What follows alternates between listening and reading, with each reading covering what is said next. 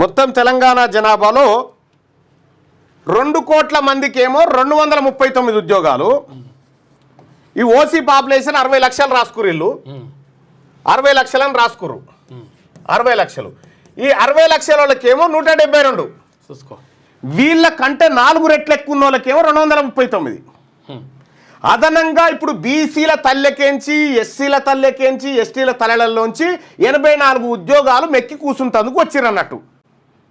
పెద్ద పెద్ద ఉద్యోగాలు, ఆర్టీఓ మరి పెద్ద పెద్ద ఉద్యోగాలు. దీంట్లో మరి 40 లక్షలు ఉన్నటువంటి సేమ్ ఎస్సీ పాపులేషన్ వీళ్ళ కంటే ఎక్కువ. ఎస్సీ పాపులేషన్ వీళ్ళ కంటే ఎక్కువ కదా. మరి ఎస్సీలకేమో 95 వచ్చినాయి, వీళ్ళకేమో 172 వచ్చినాయి. ఏంది చూసుకో. ఇక్కడ ఎస్టీ పాపులేషను వీళ్ళు దాదాపు 40 లక్షల మంది ఉన్నారు. మరి వీళ్ళకి ఎంత రావాలి? ఇప్పుడు జితనే ఇచ్చేదారి ఉత్తినే బాగేదారి అనే దాంట్లో బీసీలకు అత్యధికంగా తెలంగాణ రాష్ట్రంలో దోపిడీకి గురవుతుంది బీసీ వర్గాలే. బీసీ ప్రభుత్వం ఉంటే ఇట్లా జరగదు.